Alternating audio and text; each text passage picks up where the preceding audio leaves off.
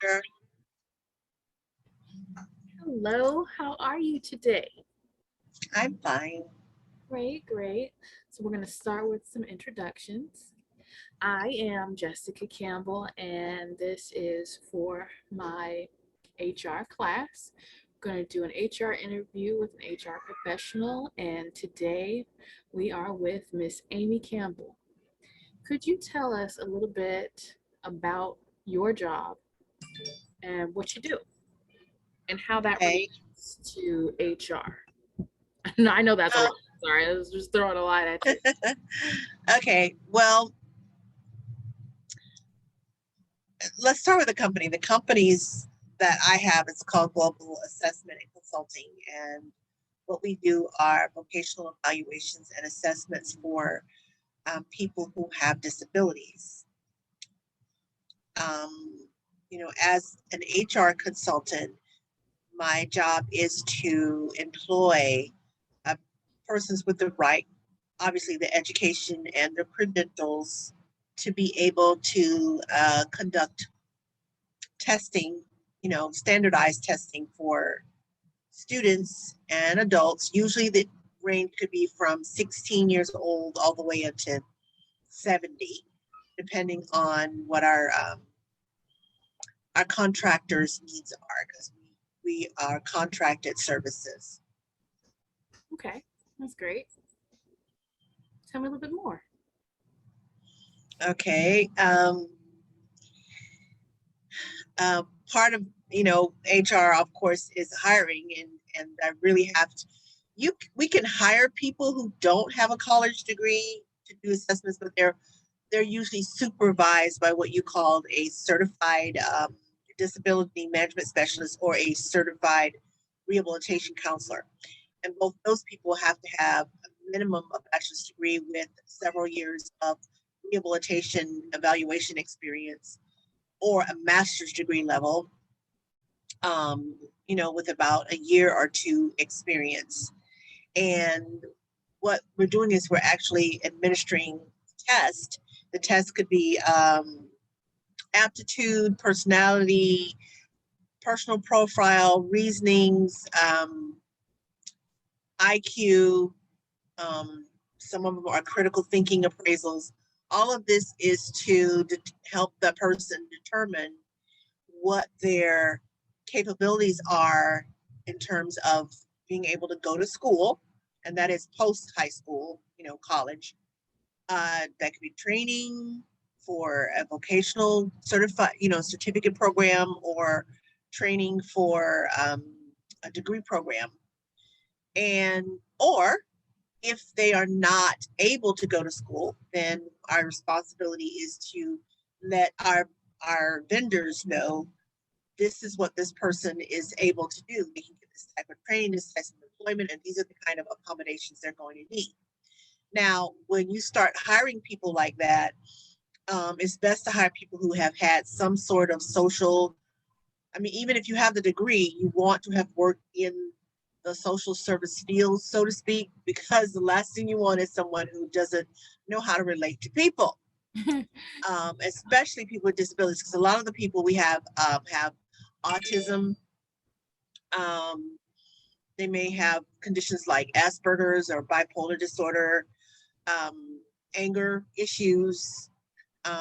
They may have mood swings, frequent mood swings. They may be on medication. Sometimes they're not taking their medication regularly, or you're dealing with people who have severe disabilities like muscular atrophy, muscular dystrophy, cerebral palsy. They are using a wheelchair. They can't read. They can't write on their own, or they can't, you know, um, do the everyday things that most people can, such as personal hygiene and things like that. So um, you can't just hire somebody off the street. you know, Maybe for the clerical part of it, but not for interviewing, because you have to know what questions to ask. You have to know what their temperament is. For example, there's just if you work in this industry, there's just some things you just don't ask people who are already having physical or mental problems, so to Right. speak.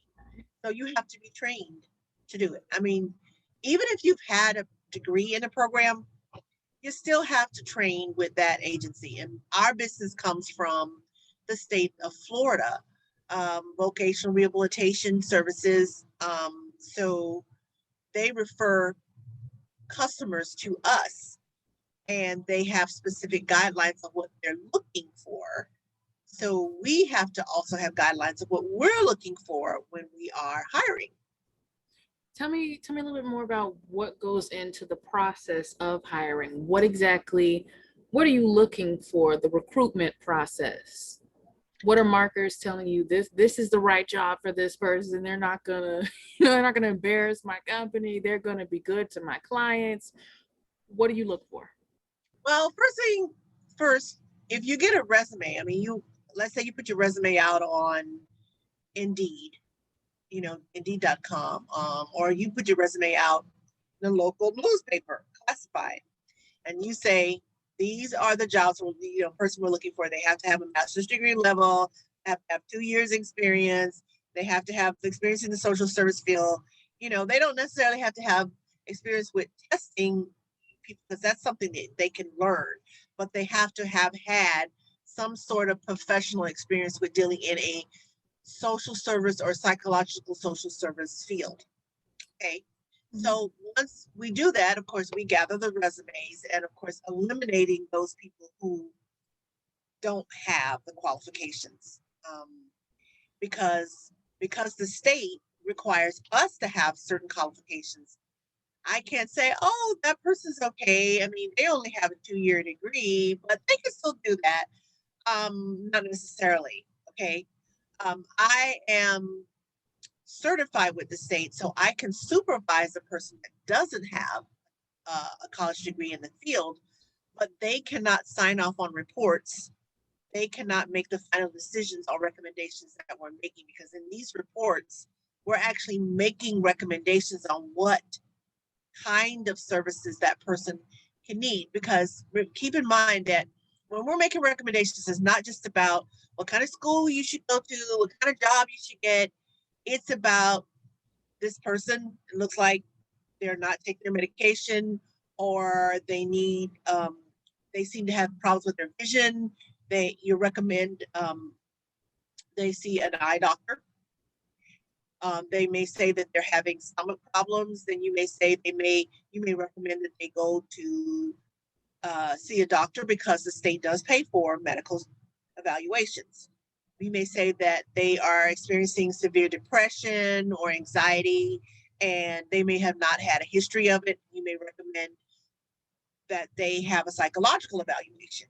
Whatever we're recommending, usually the counselor that made that referral will go ahead and carry that out on her end once we send in our report. So that's why it's important to ask. So once we get the resumes, and of course we narrow down the ones that seem to qualify, from that point, I usually do like a third thing. At first I'll eliminate the ones that I know won't work. Then I will deal with the ones that I do. Let's say I have 30 resumes that are working out of the 100 that I got. Mhm. Then from there, I may even send them an email just saying that, we are interested. Can you send us any samples of your work? Because you also have to be able to write well, because you're writing reports, and some people just don't have really good grammar, even though they are in they're in the social service field, but they can't write. They can socialize, they can make the customer feel good, but when they get down to writing recommendations, they're just totally empty-headed. Okay, so you want to, okay, can you send samples writings that you've done, sample, even if it's articles, even if you've never written, let's say, a recommendation for a customer, so we'll look at the sample writings. Okay, that probably is going to eliminate a good 5, 6 to even 15 people, who knows. Okay, then from that point, because what I don't want to do is spend all my time trying to interview 30 people. That's exhausting. So I've got to keep narrowing it down. Then I'm gonna write them back and say, thank you very much. Can you give me, I'm gonna send you some questions, just general questions, maybe 5. And can you give, and there may be scenario questions like if you had a customer or a patient or a client that was having these particular issues while you're interviewing them, how would you handle it? Okay. And some answers are good and then some of them are questionable. So I have now eliminated the ones that are questionable. So now I have reduced this 30 to possibly 15. Down to 15 is possibly 10 or 7. Okay, I can deal with that, but I really don't want to interview more than 10 people. You ever get questions like if your client says, I think about, jumping out of the window often, you ever get anybody be like, I tell them to do it. Like, yeah. No, really? I have. No, I just said, well, I would tell them it's your choice. Excuse me? It's your choice. It's your choice. Okay. Yes. And yes. And I have had some that, let's say if your client, if you're in a group, because a lot of these are tests done in a group. You're not just one-on-one. You're doing group testing as well. So if you're in a group and you have 3 people that have bipolar disorder and you've got another 3 people that have anxiety, like severe anxiety disorder, okay, and maybe a couple of them got, have social phobia, because I've had that, in the room, and you've got a couple of them with social phobia. So anyone who's extremely anxious and easily agitated, well, you're going to agitate the one with social phobia because the social phobia has a problem with being in a group of people anyway. Okay. Now the idea, you say, well, why would you put them in a room like that? Because number one is these people are trying to get help from the state to get back to work. We need to know how you function, not just one-on-one, but around people that you've never been with before. True. So even though you have, social phobia or you have ADHD and you can't seem to focus, how much can you tolerate? Because in the recommendations we're going to write, based on observation, because I would say 60% of the report is based on observation. They like detailed observations, even to the point where you say this person, got up from their chair every 20 minutes and they had to walk around and then, they kept looking up from their paper every 5 to 10 minutes, those things. And I train them to do details like that. So that the counselor can make a very, very firm recommendations as to whether they want to invest in this person going to school. And so, even people who can't follow directions, because I was training one person and the customer had no problems with academics. As a matter of fact, their IQ was like 115.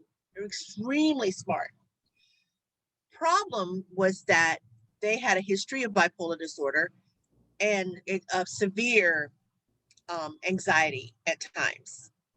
And during that time, the person didn't do too well with online classes as they would, they needed to be there.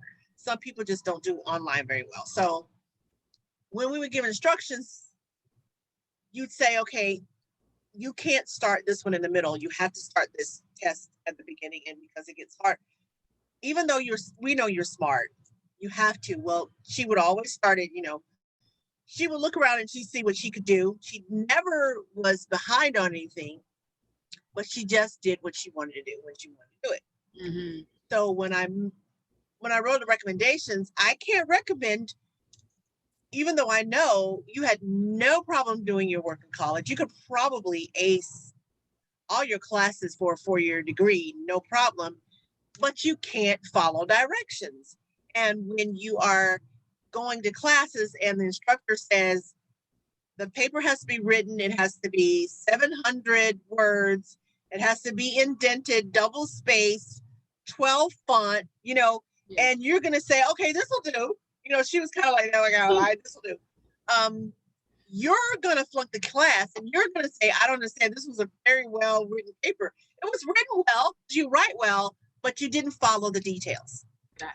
So I couldn't recommend it. Of course, she called the counselor and she said that me and the person I trained were being judgmental.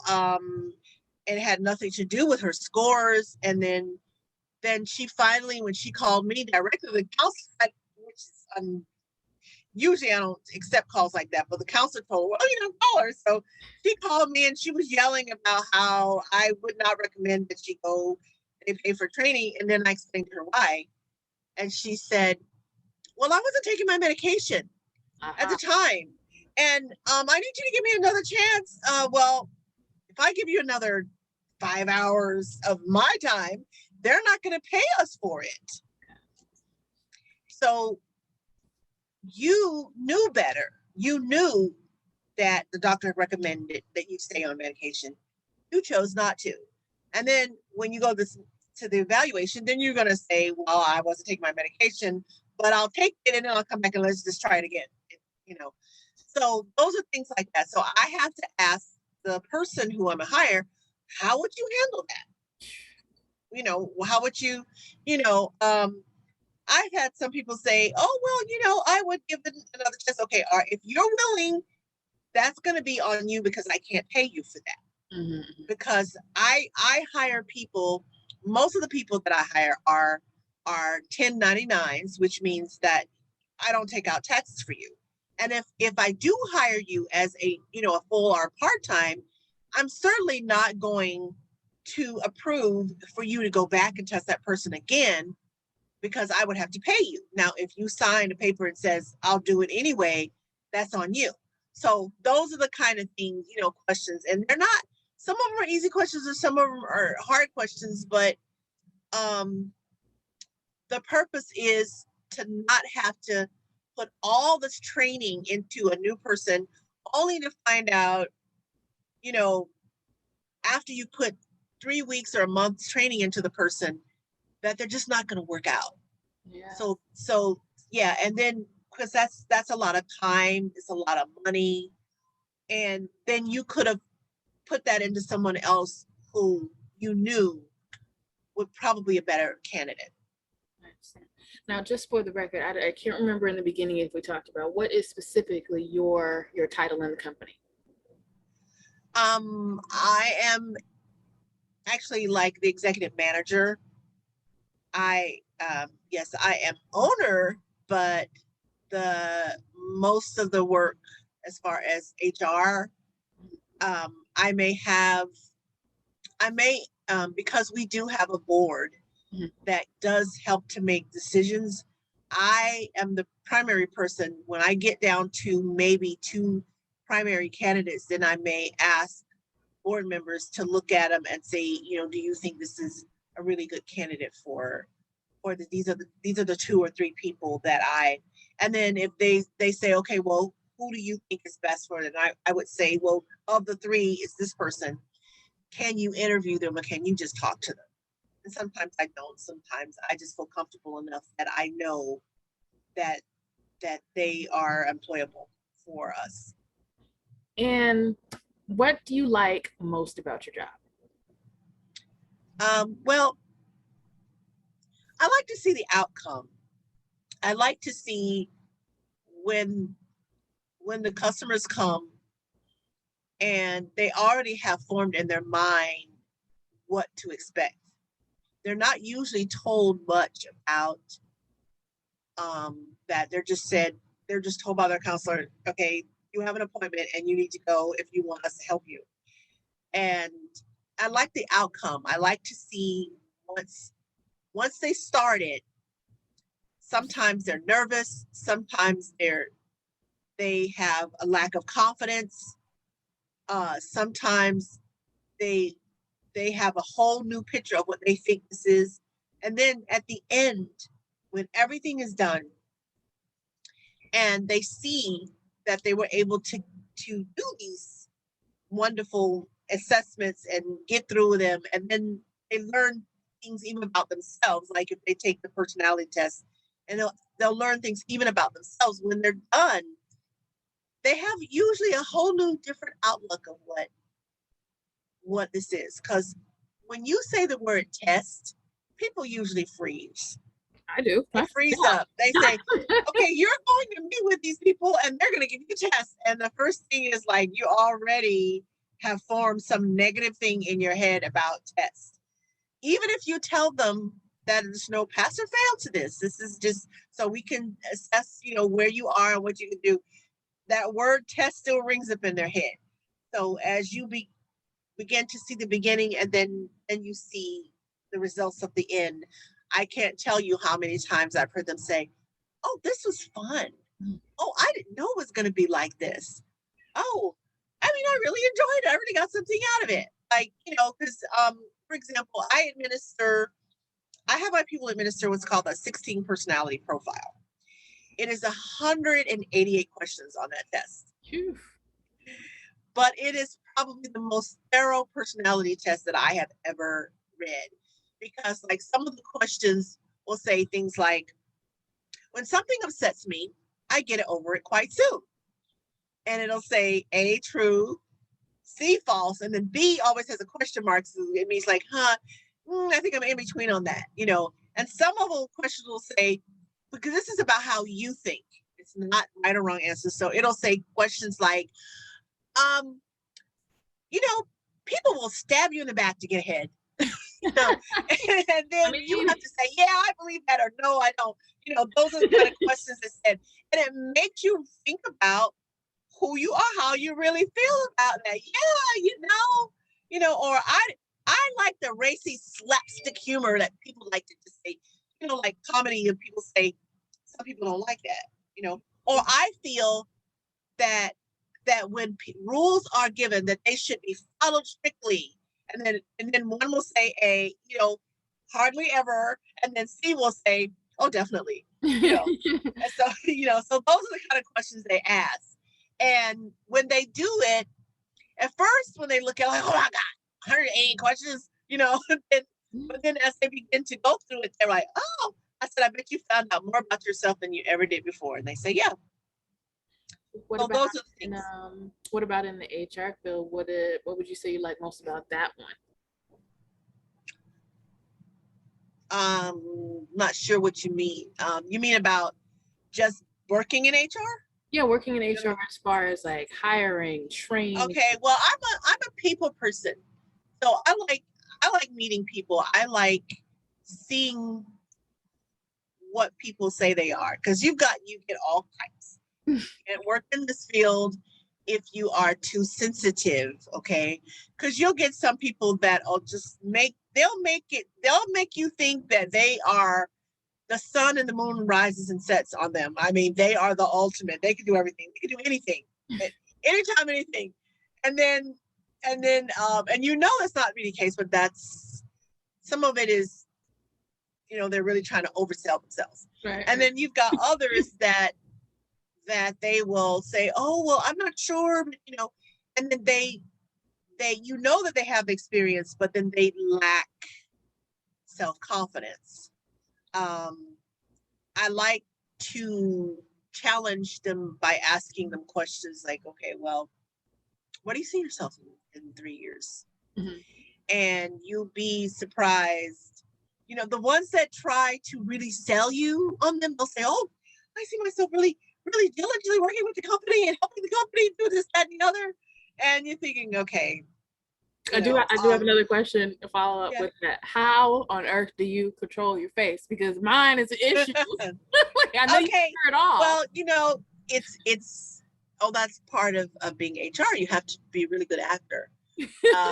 So most of the time I said, oh, really? This is wonderful. And then deep inside you're going, ah, okay. But, and then some others, they've been just straight up, well, I'm just, I'm just looking to just be able to use the skills that I went to college for, to make And I would prefer a realistic, you know, answer like that. To say, well, I haven't done this, worked in this yet that much because I've only been out of college for 3 years. But I really would like to use the skills that I've trained for because, I like helping people. Okay, fine. But when you start go, well, yeah, and I can work with the company and I can help build the company and I can, okay, that might work for if you're like going into the finance industry and you really, you are trying to build yourself up to, the top. But when you're working in social service field, honestly, there's not a lot of promotional opportunities there. It's social service. And then HR is a bit of business and social service because you've got to deal with the financial part of it as far as they're making sure that they sign up for their insurance and the payroll, the rates that they're going to get, all those percentages. And then you've got to deal with the other side of that, which is their experience and their expertise and their ability to handle the job.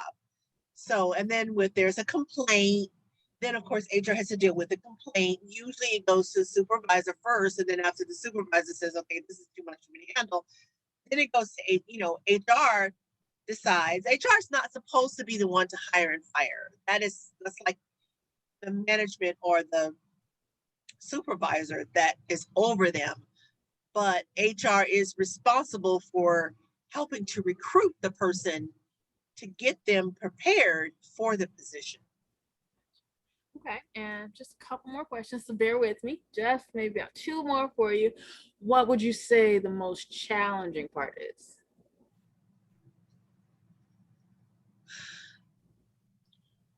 When you're dealing with people who they're really good people. They're really good, but they're just not cut out for the job. And having to be the one to help to terminate them, that's, some people don't have a problem with it. I've done it so much that it doesn't bother me like it did, in my earlier days. Oh, sorry, but you could do something much better than this, Mm-hmm. But that's the hard part of it.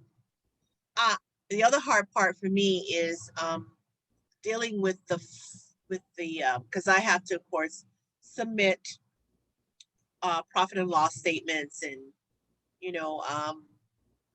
looking, but do budgeting for supplies and making sure that the department has what it's supposed to, ordering things. I am personally, I don't like that because I don't like math, period. But I do it, but that's probably the most boring part for me. I'm a one on people person, so I would rather just deal with that if I had to and just give that to somebody else. Okay. Why'd you choose this type of work? It just kind of fell in my lap, so to speak. Was doing forensic services for a company out of St. Petersburg. And then after I left there, I was doing what you call forensic rehab services for the Social Security office, but as a contractor and for insurance companies and rehab companies. And honestly, I decided, it just kind of fell in my lap. Sometimes it happens like that, sometimes it's not what you're looking for, but there it is. Okay. And last question. Okay. What advice would you give students that may want to go into the HR field? I would say that this field, you have to not just be versatile in business. You have to be business minded, but you also have to be able to deal with a variety of personalities, when you are in HR, let's say if you're a small company, that's one thing. But when you are dealing with a company where you've got 100, 200, 300, 400 employees that you have to handle a lot of the hiring for different departments, you are dealing with people who everybody's not gonna, be happy that you're telling them, sorry, this is best we can pay you, or this is, you won't be able to qualify for this, or, and people can just be difficult. There are people that just can be difficult. And if you do not know how to deal with the public in general, or, it would be very, very hard. And I've met HR people. They were just, how do I say this? They were more analytical. It was more about, this is the way it is. This is what the book says. This is how you do. And it just turned people off. And then nobody wanted to deal with them. You have to be objective. You have to hear, because if an employee is complaining that the department is not supplying them with what they need for them, and then the employer, the supervisor, is saying, well, they're not doing this. You have to be able to hear both sides, and you have to come up with a solution that will serve both of them. Because if the supervisor is pretty good at what they do, but at the same time you have an employee, he's good at his job or she's good at her job, but they seem to clash, you have to come up with a solution that is going to work for both of them for the benefit of the company. So you have to multitask. If you're not good at multitasking, this is not the job for you, because you're not just dealing with the person, you're not just dealing with hiring, you're dealing with the business aspects, you're dealing with customers, you're dealing with employees, you're dealing with basics that come with the job, such as making, the insurance part, the paperwork part, the payroll aspects, the tax issues. You're dealing with all that. And if you don't have that kind of skill or that ability to be versatile like that, it's probably not for you. It's, not to say that, you may be better in an executive position, but not necessarily in HR. Gotcha. I thought that was my last one, but I do have one more just to help someone else out on their journey to HR. What would you say?